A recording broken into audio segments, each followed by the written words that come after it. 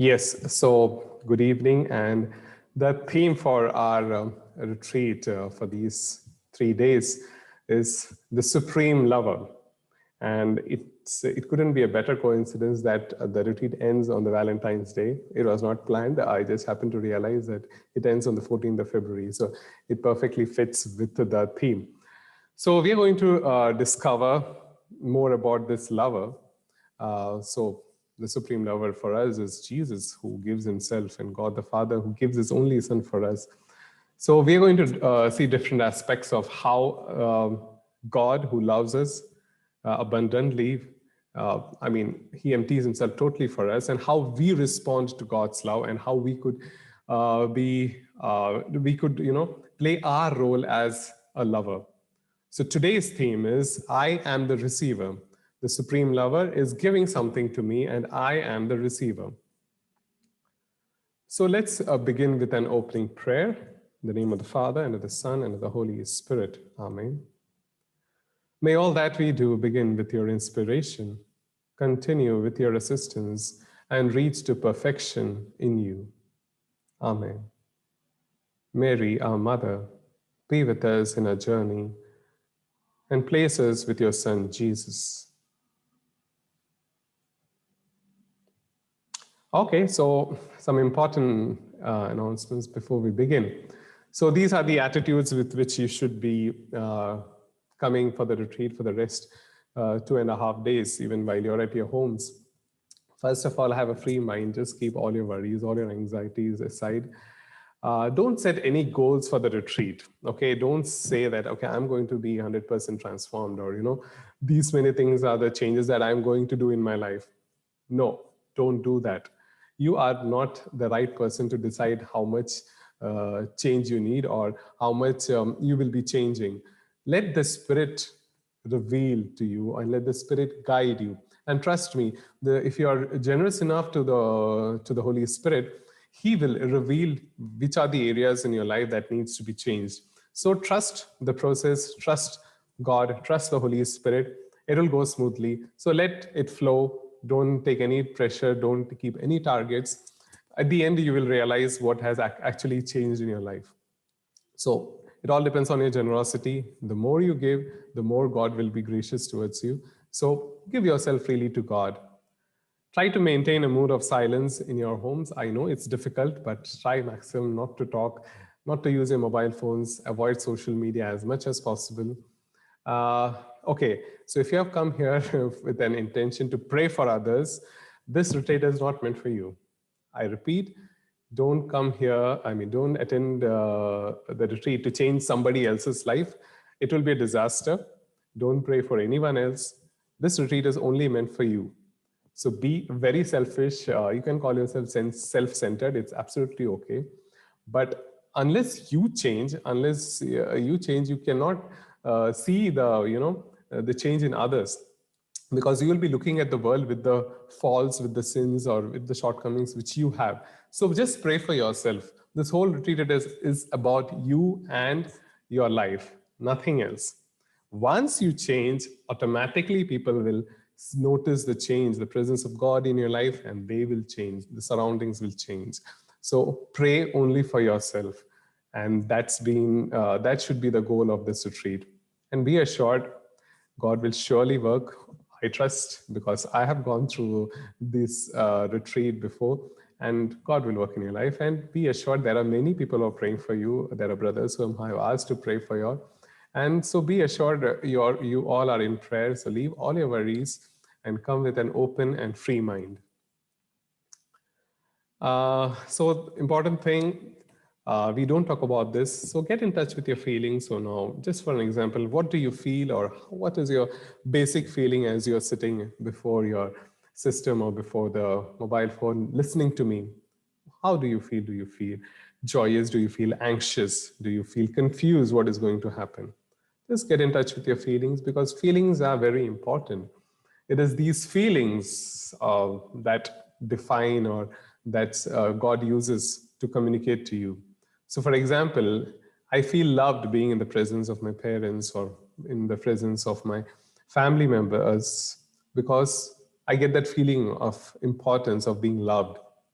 So feeling is very important. So, and the getting in touch with your feelings will help you tomorrow and day after when you will be meeting me with me for your spiritual directions. So then I will be able to guide you, trying to point out what is happening in you. So try to get in touch with your feelings. So make a sentence construction like this: I felt this when I thought about this, or when so and so thing happened during your prayer or during the day. It can be any time of your during these 2.5 days. So get in touch with your feelings. We have to be more of a feeling person. Okay, so here's a story for you. So once Abraham of the Old Testament went out for a walk, and he saw this beggar sitting besides the road. And he picked him up and he said, "Come along to my home and I'll give you some food." And the beggar was quite grumpy and he was like, "Okay, fine, if you're giving me, I'll have." And so he goes to Abraham's house, and Abraham puts before some bread and some curd, and the beggar starts eating. And the moment he starts eating, he starts cursing God. He tells God has been so stingy. He's cursed me. My whole life is ruined, and I'm just sitting begging. He just begins to curse and curse and curse. And Abraham is so infuriated. He's so angry to hear this beggar, so ungrateful and so much filled with hatred towards God. He just says to himself, let him finish this food and I'll just throw him out. And he waits patiently. And once the beggar finishes eating his food, he asks him to leave. And with all that anger and resentment, he goes to the bed. The next morning, Abraham goes for prayer to God. And he tells God, "I'm sorry, God, for that beggar who came yesterday night and he was just cursing you and abusing you and calling you names and this and that." And God looks at Abraham and he tells Abraham, "Abraham, I have been feeding that man for the past 50 years, and you could not put up to him just for one night." And Abraham was silent. So let this story be in the back of your mind. How ungrateful we have been from our side and how we judge others. This person is that, this person is not changing, this and that. But let's remember that God himself has been so patient with us. Every time we fall, he doesn't punish us, just loves us and continues to give us out of his mercy. So let this story keep resounding in your ears, or keep it in the back of your mind. So the big question, and Ignatius would begin the spiritual exercises with this, that is a principle and foundation. So God created human beings. He created you, me, and everyone with only one purpose, that is to praise, revere, and serve God. And by doing this, we save our souls. So this is the only purpose of our life. The purpose of your life, the purpose of my life, our neighbors, our family members, all of us have just one purpose: to praise, revere, and serve God. And by doing this, we attain salvation. So you might wonder, what is the rest of creation for? So God created all the other things on the face of the earth to help fulfill this purpose. So he gave me this life. He's giving me the food, the clothing, and the shelter, and the talents, the education, my family members, my friends, XYZ. All of these things are given by God to me personally. He has tailor-made these gifts for me just so that so that I will be able to achieve this purpose: to praise, revere, and serve God. So this is the only purpose of a life, nothing else. My purpose is not to build a big bungalow or own n number of cars or have a huge bank balance. These are not the purpose of our lives.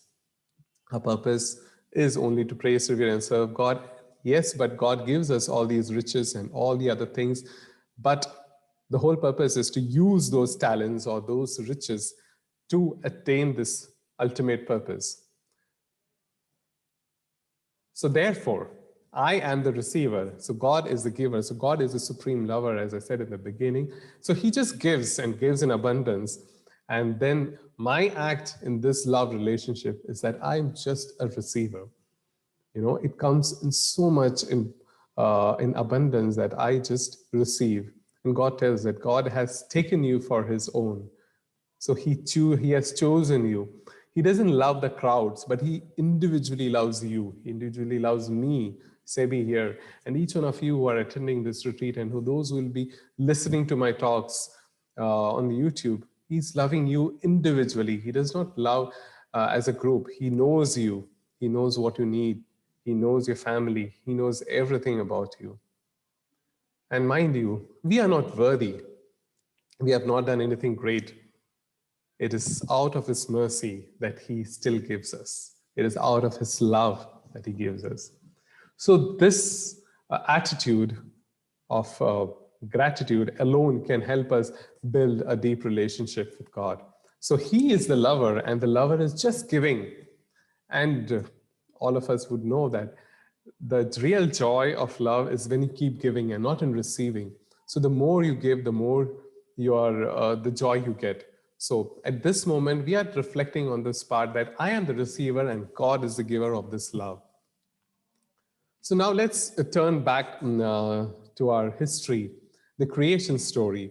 So here I'm referring to the second creation story. So here God is giving in abundance. So here we see first God creates Adam, then he creates the trees, the plants, the flower, the animals, the birds, and all the other creation comes after him. So here we see that God is giving all these to man, that is Adam. And most importantly, he labors in the creation. So he's actively involved in the whole process of creation. So if you remember, he actually makes Adam out of dust. So his hands are working, his fingers are working. So he's actually laboring. And in the New Testament, Jesus also would say that when he heals a man on the Sabbath, that God is still laboring. So our God is not a God who's just sitting on a chair and watching the whole drama playing in front of him. He is actively involved in the whole of creation, and he's laboring even now. As I'm speaking to you, he is laboring in me and through me. He's laboring through this internet connection, through the devices that you're using, through, the air that you're breathing. He's just constantly working. And this is beautiful because he cares for us so much that he ensures that all that we need is available without even, we asking for it. And we take all these things for granted. And he provides for our sustenance. We don't even know where the food that we eat comes from. Maybe the farmer, thousands of kilometers away, months before or years before, sowed the grains, the crops came up, he harvested, the food went into some go down. From there, the grains were delivered to your nearest grocery, and you bought them, and you're enjoying it today. So imagine when you're eating at this moment, God had already planned, okay, you will be needing so much of food this day, that is 12th of February. And he already prepared that much before. So, but we take all these for granted. And above all, when God was creating this whole of creation, and when he came to man, he gave something very beautiful. He gave free will. He did not make us like puppets, just, move the fingers and we do whatever God would want us to do. No, he gave us free will. And he clearly told to Adam, this whole of creation is for you. Use it judiciously. Eat of all the fruits. Eat of the fruit of the tree of life, which is planted in the center of the garden. But you shall not eat of the fruit of the knowledge of good and evil. For if you eat, you shall die. Now, God did not mean here a physical death. He meant the death in spirit. And we shall see what actually happens in this story afterwards. So, but when he creates all of this, especially after creating man, in the first creation story, God would say, it was very good. So for the rest of the creation, he would say only the use of adjective good. But after creating man, he would say, the creation is very good. So God was actually pleased with his creation. He loved his creation.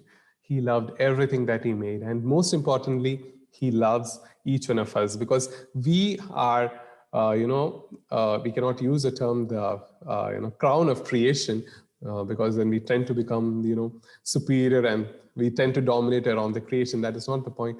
But in a sense, he has given us dominion, not to exploit the creation, but to take care of creation. And we are above the angels because we have got a physical body. So we are, in a sense, the crown of creation. Once again, not to exploit, but to create, to take care of this creation. And now we come to the New Testament, where again Jesus gives the story of the prodigal son. The prodigal, this father has got two sons, and this father is quite wealthy, and he has got a lot of things. Everything his sons could ask for is there with him. So the everything that the father had belonged to the sons, but the sons, especially the younger one, wanted to have something for his own. So he asked the father, "Give me my share." And now here you see the nature of this father. Though the father knows that he is going to end up in some trouble, he still respects his son's demand and gives his share to him. So now this is the kind of God we have. Though we may falter, though we may do, we may ask for something, though we might be asking for the wrong thing. Sometimes God gives because He wants us to learn some lesson. He respects our decision. He doesn't force Himself on you. And someday He still hopes that we will come back to Him. So this is the kind of God that we have. This is the kind of love He shows to us. So get in touch with this image of God who just loves and who is the supreme lover. And Jesus would say that you are worth more than hundreds of sparrows. Why do you worry? Why are you anxious about what you're going to do tomorrow or what you're going to eat tomorrow? So just let go of all the worries and all the anxieties because God knows what you need for tomorrow. A week later, a month later, and a year later, He knows everything, and everything is prepared for you. And it's just a matter of time that you realize that everything is just in front of you. So get this fact deep down in your hearts that you are worth more than hundreds of sparrows who could be bought with a copper coin. So, considering all that principle and foundation and all the creation story, what does all this mean to me? Yes, you are a gift to yourself. So now I'm actually splitting you into two persons, I'm saying that you are a gift to yourself. What does it mean? The body that is given to you is also a gift to you because you are not just the body, you're a spirit. And the purpose of your life, the life that God has given you, is only to praise, revere, and serve God. So this body is also a gift from God. And then comes all the other things that God has given you, your talents, your education, your family. All these things are all gifts from God. So when you have a birthday party or any party and your friends or relatives brings gifts to you, you don't open the gift in front of them and see the quality of the gift. You just accept the gift because that you respect the love that person has given, with which the person has given the gift to you. So my question to you is, have I looked at life as a gift? Isn't God's gift really beautiful? Now, do I really love all the gifts God has given me? I've underlined the word all because most often we don't look at all the things as gifts. We look at some of it and we look at the things which we did not get. And we make a huge list of things saying that I don't have this, I don't have that, I don't have, and we get into negativity, we become grumpy, we become like that beggar who just keeps cursing God for the rest of our lives. When on the other side, we have to open our eyes and see all the multitudes of gifts that He has given us from the moment we were conceived in our mother's womb till this moment when you're listening to me. All these are gifts, and we do not claim a gift. A gift is just given to you, and you just receive it. So, I put something in bold letters, I mean in capitals. Do I love myself? Do I love this gift of me to myself? Or do I keep grumbling about my family? I shouldn't have been born in this family. I should have born somewhere else. I should have been born in a richer family. Or I should have been born in US or Europe. Why was I born in India? How grateful am I for my background, for my history? And lastly, do I see God laboring for me? You know, God, as I spoke, He's actively involved in this whole process. He not only created this universe and this earth and left, and He did not leave it, just as a system, as a machine that works by itself. He is still laboring. He is sustaining the creation. So, do I see God laboring for me? So now the grace which you will be begging for, or which you'll be asking for till we have our next talk tomorrow morning, is this. O Divine Holy Spirit, I beg of you the grace to experience and be soaked in God's unconditional love for me. So this is very important, to experience and be soaked in God's unconditional love for me.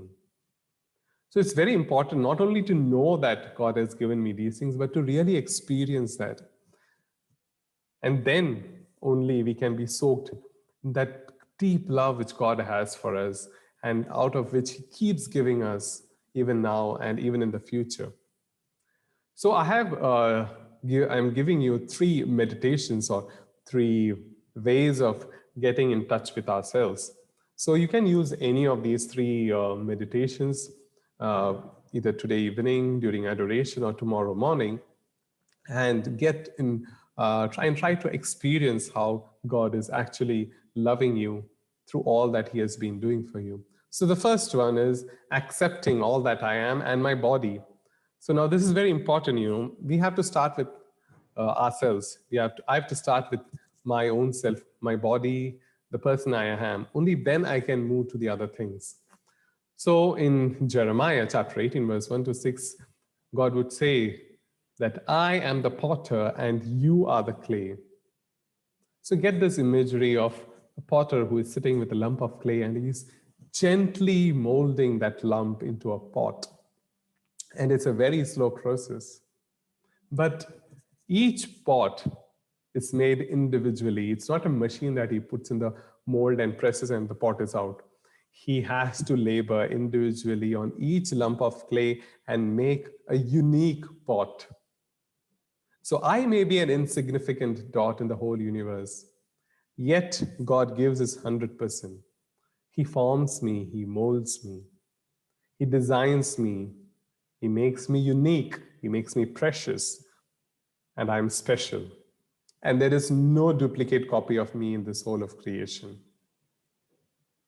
So you are not a coincidence or an accident, but a divine providence.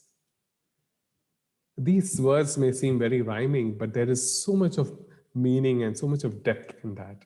You were not born because something went wrong, or your parents did not plan your birth. You were born because God had already decided that you are going to be born in this world for a purpose. So you are part of that divine providence, of the divine plan. So how do we go about this meditation? Simple. Just you can use any of the methods to silence yourself, breathing or body scan, and then in your imagination, go over the different parts of your body. Take your head, your face, your hand, talk to your hand. For example, send love to your hand. Send energy to your hand. For a moment, become your hand. Bathe your hand in love. And do this to each and every part of your body. Now, for us, like we take our body for granted. We take our hands, legs, our body has been working 24/7. Each and every cell is doing n number of activities. There are so many enzymes, so many things, so many reactions that are happening. And we have no clue how complex these chemical reactions are. Yet they are happening. For whom? For you and for me. And most of all, and most often, I am not grateful to my own body who's laboring for me so much.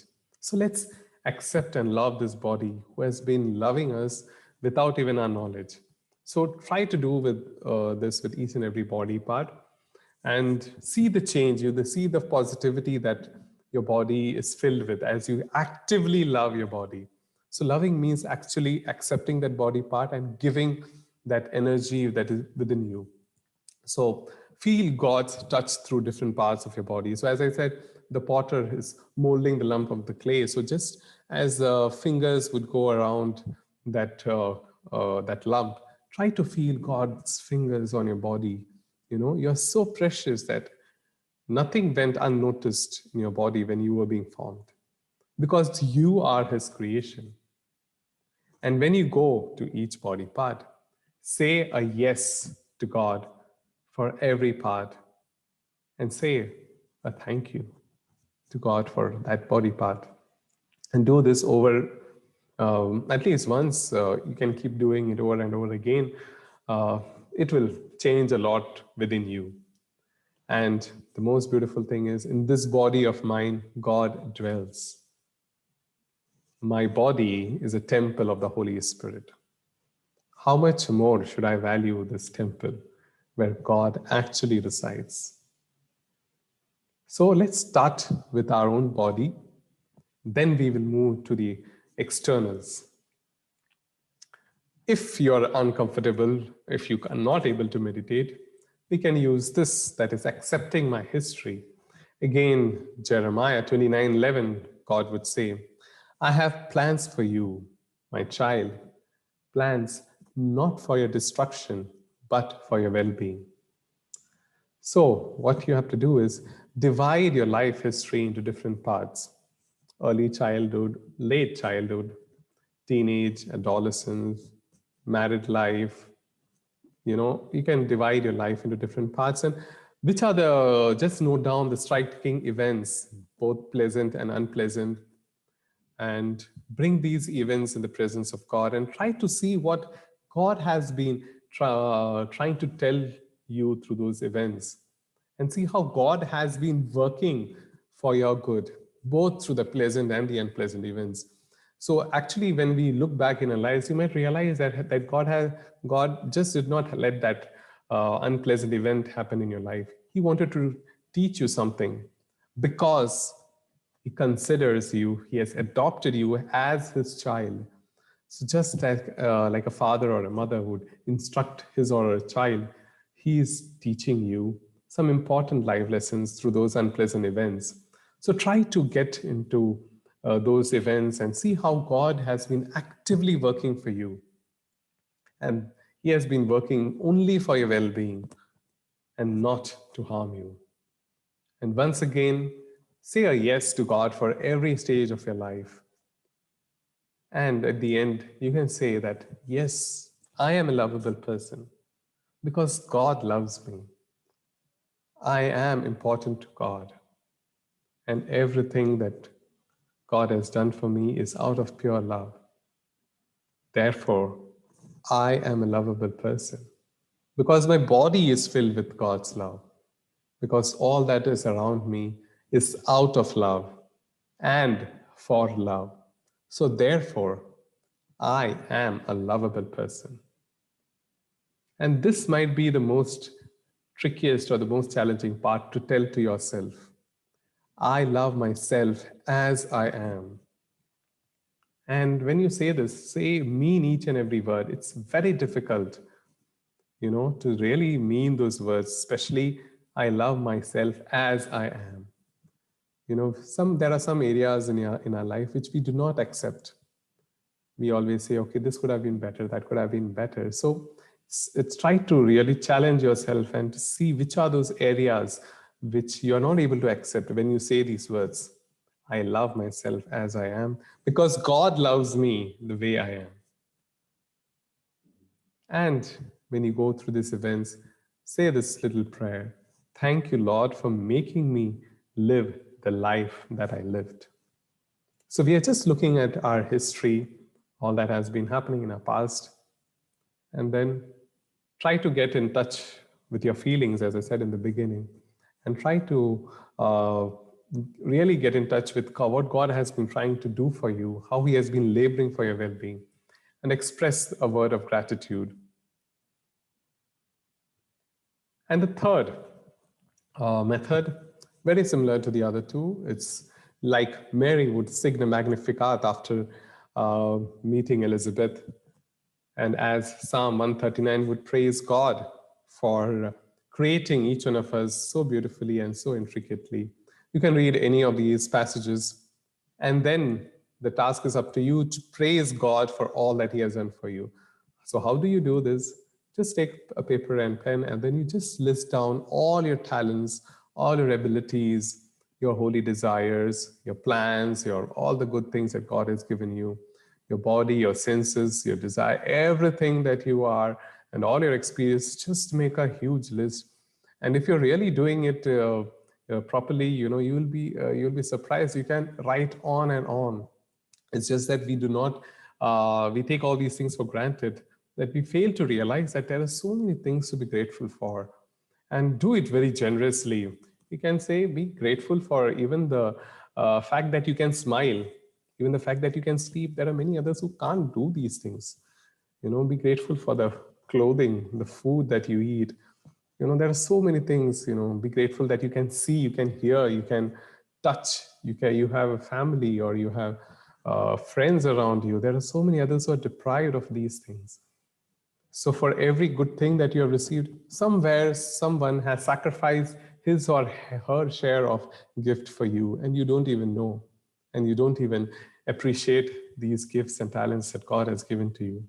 So make an active effort to really put down all these gifts that God has given you. Now, the second part is to make a record of all the people who have given you love and helped you grow. There will be n number of people in your life. You're starting from your own family, your relatives, your teachers, the people you meet in your workplace, your friends. Make a record of all these people who have been loving you, who have been helping you to grow. And who is behind all these people? And who has been working through all these people? Yes, it is God. So God has been laboring through these people for you because He cares for you, because He loves you, because you're precious, you're unique, and you're worthy to be loved because you are God's precious creation. So write down these events and glorify God for each one of them. So I have given you 3 meditations or 3 activities to be done for the rest of the evening and for tomorrow's morning before we meet for the second talk. So spend some time and do these exercises, and we shall meet tomorrow morning, and we shall see how we have responded to all that God has given to us freely out of His love.